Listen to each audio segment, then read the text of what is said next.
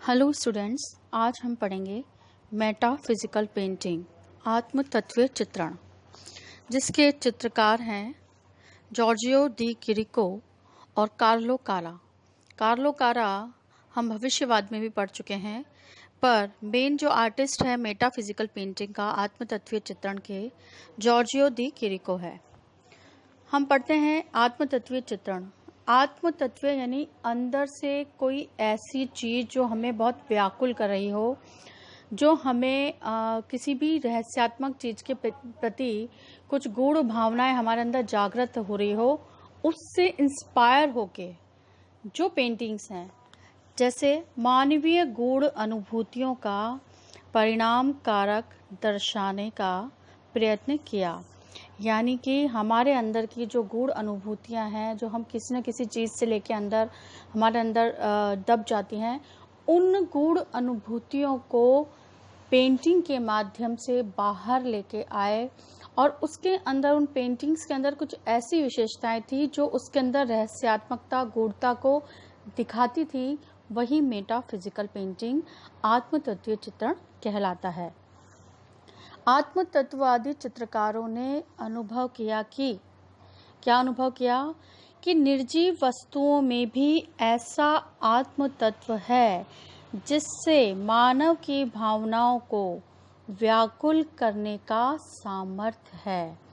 मतलब वो ये कहते थे कि ठीक है, जो सजीव व्यक्ति हैं उनमें तो जीवन चेतन है, ठीक है, लेकिन हमारे जीवन में जो निर्जीव वस्तुएं हैं, जैसे टेबल है, कुर्सी है, अलमारी है, ये जो मूवमेंट नहीं करती हैं, उनके अंदर भी कुछ न कुछ एक ऐसा तत्व विद्यमान होता है जो पर्टिकुलर एंगल या पर्टिकुलर समय पे हमें विचलित कर देता है। जैसे उन्होंने कहा है कि किसी कोने या अटाले में कोई भी वस्तु पुरानी हम देखकर कभी हमारे को ऐसा लगता है कि हमारा जो अचेतन मन है, जो हमारे अंदर जो बिल्कुल मन है, बिल्कुल चेतन, अर्धचेतन और अचेतन 3 मन होते हैं, तो हमारे अंदर का जो अचेतन साचार्य है वह प्रेक्षक की मानसिक अवस्था को व्याकुल कर देता है। आपने कई बार फील किया होगा कि जैसे हम अपने कमरे में सो रहे हैं या हम कहीं अपने स्टोर रूम के अंदर गए, तो कई बार कोई ऐसी चीज़ या हमको दीवारें कभी कभी लंबी दिखने लग जाती हैं, वही अलमारी, वही फूलदान, वही टेबल, कभी कभी हम अकेले होते हैं तो हम किसी और गहन चिंतन में होते हैं, तो वो हमको व्याकुल कर देती है और हमें अजीब सा महसूस होने लगता है। तो इनका यही कहने का मतलब था कि निर्जीव वस्तुओं में भी ऐसा गुण होता है, ऐसा तत्व होता है जो मनुष्य को व्याकुल कर देता है, और उस व्याकुलता को ही इन्होंने प्रदर्शित किया चित्रों के माध्यम से। डी चिरिको ने लिखा है कि ऐसी अवर्णीय अवस्था की अनुभूति किसी चित्रित, कथित या कल्पित वस्तु के सम्मुख या पश्चात हो सकती है। यानी ये अनुभूति हमें तब होती है कि जैसे हम कभी किसी कल्पना में खोए हुए होते हैं, तो हमें जो नॉर्मल चीज़ होती है वो भी हमें कुछ अजीब सी दिखने लगती है और ये हमारे मन को व्याकुल कर देती है। अगर किसी वस्तु को अर्थहीन वातावरण में रख दिया जाए तो वस्तु के अस्तित्व को एक नई श्रेष्ठता, एक नया भावोद्दीपन का सामर्थ्य प्राप्त होता है एवं उसके द्वारा गूढ़ आत्म भावनाओं की निशब्द ही दर्शक के समक्ष बोलने लगती हैं। यानी आप देखिए कि उन चीज़ों को इस तरह बनाया है चित्रकारों ने कि उनको देखकर दर्शक का जो मन है बहुत ही व्याकुल हो जाता है। मतलब हम वही चीज़ रोज देख रहे हैं, लेकिन चित्रकार ने उस चीज़ को इस तरह से प्रेजेंट किया है, रहस्यात्मकता, गूढ़ भावना इस तरह से दिखाई गई हैं कि दर्शक का मन उन चित्रों को देखकर उत्कंठित हो जाता है, व्याकुल हो जाता है। कारा ने इसी अनुभूति के संदर्भ में लिखा है कि बिल्कुल ही साधारण वस्तुओं में ऐसा सुलभ व सरल दर्शन है जो अस्तित्व की अदृश्य व उदात्त अवस्थाओं की ओर संकेत करता है, और यही है कला की गूढ़ महानता। आत्मतत्वीय चित्रण का जन्म डी चिरिको व कारा के आकस्मिक परिचय से हुआ। यह कोई कलाकार मंडल नहीं था, अपितु 2 कलाकारों की परिस्थितियां व परिचय का परिणाम कारक दर्शन था। कार्ला कारो एवं डी किरिको ने फेरारा में मुलाकात की, जहां दोनों प्रथम विश्व युद्ध के दौरान कहीं तैनात थे और दोनों कलाकारों ने 1917 में कई महीनों तक साथ काम किया। फिर उन्होंने मेटाफिजिकल्स पेंटिंग्स बनाई और 1913 में गिलियूम अपोलिनेयर ने मेटाफिजिकल शब्द का प्रयोग किया। किसने किया? 1913 में गिलियूम अपोलिनेयर ने मेटाफिजिकल शब्द का प्रयोग किया। डी चैको की पेंटिंग का जब वो वर्णन कर रहे थे तो उन्होंने इस शब्द का आत्म तत्व चित्रण का सर्वप्रथम प्रयोग किया।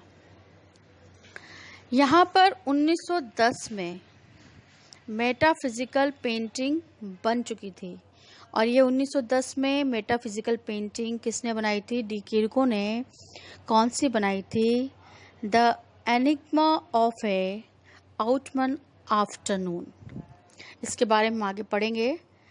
अब हम पढ़ते हैं आत्म तत्व कलाकार जॉर्जियो डी किरिको। इनका जन्म 1888 में ग्रीक में हुआ था और ग्रीक क्या है? पौराणिक कथाओं का एक आकर्षण केंद्र था। असाधारण काव्यात्मक प्रतिभा के कारण पौराणिक कल्पनावाद से शुरू करके धीरे धीरे उन्होंने वास्तविक सृष्टि को गूढ़वादी दृष्टिकोण से देखना शुरू किया। किरिको ने गूढ़वादी काव्यात्मक चित्रण किया। आत्म तत्ववादी चित्रकारों ने निसर्ग को बिल्कुल नए दृष्टिकोण से चित्रित किया। निसर्ग यानी प्रकृति को बिल्कुल अलग तरीके से उन्होंने देखा और उसको वैसे ही चित्रण किया। प्रत्येक वस्तु का उन्होंने स्वतंत्र साकार अस्तित्व और उसका मनोवैज्ञानिक परिणाम दिखाने का प्रयास किया। उन्होंने निसर्ग की सभी वस्तुओं को पृथक व्यक्तित्व लिए हुए एवं गूढ़ व मानवीय आत्मिक संबंधों से सचेत देखा। कल्पना शक्ति द्वारा चिरिको ने एक नई सचेत आत्म तत्वीय सृष्टि को जड़ सृष्टि के अंतर्गत देखा। यानी जो निर्जीव वस्तुओं थी उन्होंने उसमें भी देखा कि उसमें भी जीवन है, मतलब ऐसा जीवन है जो मनुष्य को व्याकुल कर सकता है। किरिको ने इस संबंध में लिखा है कि हमारे दैनिक जीवन की वस्तुओं को, स्मृति रूप संबंधों को हम जब पुनः पुनः दोहराते हैं तो आदमी अपने कमरे में बैठा रहता है, जहाँ उसके कमरे में अलमारी में किताबें पड़ी हैं, पिंजड़े में पक्षी हैं, वे किताबें निराला रूप धारण करते हैं, भय विस्मय, किंतु दृश्य में कोई अंतर नहीं है, केवल मेरे दृष्टिकोण में ही परिवर्तन है। वह हम वस्तुओं के आत्म तत्वीय सृष्टि में प्रवेश कर पाते हैं। यानी कि हमने बताया था कि हमारे कमरे के अंदर अलमारी, फूलदान, मेज सब रखी हुई हैं। रोज हम उसको देखते हैं बहुत साधारण रूप में, उनके रूप में परिवर्तन नहीं हो रहा, लेकिन हमारी सोच के कारण उनकी रूप में परिवर्तन होता है और यही जो परिवर्तन हमें दिखाई देता है क्षणिक रूप में, वही क्या है? आत्म तत्वीय सृष्टि है। मूर्तियों, केलों जैसी वस्तुओं को रास्ते पर व मछलियों को रंगमंच पर स्पष्ट आकारों में चित्रित करके गूढ़ भावनाओं को जागृत किया। वह अनोखी मंत्रित सृष्टि का इन्होंने दर्शन कराया। पृष्ठभूमि को इन्होंने ज्यामितीय दूरदर्शी लघुता से कठोर बनाया। वह वस्तुओं के सरलीकृत ठोस रूप को अधिक स्पष्ट बनाने के उद्देश्य से अनैसर्गिक नाटकीय प्रकाश के अंतर्गत गहरी छाया के साथ अंकित किया, जिससे उनके चित्रों में भयानक गहराई छा गई। यानी कि इन्होंने सजीव लोगों को तो बनाया ही नहीं, या तो परछाई बनाई या मॉडल्स बनाए, और पीछे जब बैकग्राउंड में जाकर इन्होंने ज्यामितीता, ज्योमेट्रिकल्स, बिल्डिंग्स या कुछ ऐसी आकृतियां बनाई जिससे धीरे धीरे उसमें एक रहस्यात्मकता दिखाई देने लगी। कृत्रिम प्रकाश लिया, गहरी छायाएं दिखाई, तो उन्होंने कुछ ऐसे तत्व लिए जिसके कारण जो कलाकृति थी वो भयानक और रहस्यात्मकता से युक्त दिखाई देती थी। इसके अंदर जीवित प्राणी का कोई स्थान नहीं दिया जा सकता था। यहाँ मनुष्य के स्थान पर कठपुतलियां, मूर्तियों व कहीं मानव छायाओं को अंकित किया व जादू नगरी का प्रभाव दिखाया। आत्म तत्वीय चित्रकला के नए महत्तर यथार्थ यानी ग्रेटर रियलिटी संबंधी विचार दर्शन ने आधुनिक इटालियन कला के इतिहास में आत्म तत्ववाद का बहुत ही महत्वपूर्ण स्थान है। इसके नामकरण के निम्न कारण भी थे कि पदार्थ का प्रशांत व इंद्रियातीत सौंदर्य मुझे अचूक स्पष्टता से आत्मतत्वीय प्रतीत होता है। जो वस्तुएं रंगों की निर्मल चमक व आकारों की अचूक स्पष्टता से धुंधलापन व संदेह को दूर करती हैं, वही आत्मतत्वीय हैं।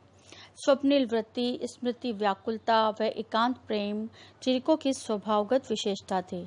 अतः उनको क्लिंगेर व कुविन के स्वप्निल दृश्य बहुत ही प्रिय थे। यह ग्रीक में ही रहे और सनातन पद्धति की शिक्षा इन्होंने ली। होमर, सॉक्रेट्स एवं प्लेटो का विद्यार्थी अवस्था में गहरा अध्ययन किया। एथेंस के पॉलिटेक्निक विद्यालय से इन्होंने चित्रकला की आरंभिक शिक्षा ली। 1906 में इटली आए व बाद में अधिक अध्ययन के लिए वो म्यूनिक भी गए। फिर संग्रहालयों में जाके निरीक्षण किया।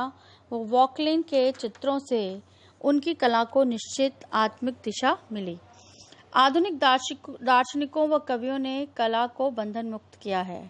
वे एकांत में चित्रण करते थे। वह प्राचीन इटालियन नगरों के अनैसर्गिक प्रकाश से युक्त काल्पनिक दृश्य चित्र बनाते, जिनमें अनंत अवकाश की गहराइयों में जैसे ऊंचे मीनार, प्राचीन भवन, बंद दीवार, घड़ियां, मूर्तियां, केले के गुच्छे, अदृश्य आकृतियों की छायाओं को वो अनोखे ढंग से ठोस रूप में दूरदृश्य लघुता का पालन करके चित्रित करते थे। उसमें सब कुछ सुनसान व स्तब्ध दिखाई देता था। दर्शक को मतलब जब वो चित्र देखते थे दर्शक, तो उनके अंदर एक आंतरिक चुभन उनको व्यथित करती थी और यह जानने को वह बेचैन होता था कि आखिर इस वीरान जादू नगरी में कौन सी गूढ़ आत्माएं रहती हैं जो उनके साथ आंख मिचौली खेल रही है। यानी उनके चित्र ऐसे होते थे, ऐसा लगता था दर्शकों की या तो अभी कोई व्यक्ति आएगा या अब क्या होने वाला है, तो दर्शक भी बेचैन और व्याकुल हो जाया करता था। ऐसे ही चित्र में रास्ते का उदासीन रहस्यपूर्ण दृश्य, एक सुनसान रास्ते पे एक लड़की की छाया को पहिया चलाते हुए चित्रित किया है। कवि की संदेह अवस्था, the uncertainty of the poet, जिसमें विशाल प्राचीन वास्तु के सामने के आंगन में धड़की सफेद शिल्पाकृति व केले के गुच्छे रखे हैं। भविष्यवेता, द सेयर में दर्जी का एक मिट्टी का मॉडल बनाया है, उसे प्राचीन भवन के सामने रखकर एक श्याम पटे ने ब्लैक बोर्ड पर खींची हुई ज्यामितीय गणिताकृति की ओर से देखकर उसे चिंतन करते हुए प्रतीत किया है। मतलब कुछ ऐसी चीजें हैं जो कि हमको व्याकुल करती हैं। मेटाफिजिकल पेंटिंग, द किरिको की पेंटिंग्स हैं। Italian plaza with the red tower, metaphysical still life with triangle, mysterious paths, the painter's family, the seer, the Merigo, the evil genius of a king, the two mask, the great metaphysician, archaeologist, the enigma of the oracle, the double dream of springs, metaphysical interior with biscuits, the uncertainty of poet, the red tower, the song of love. Thank you.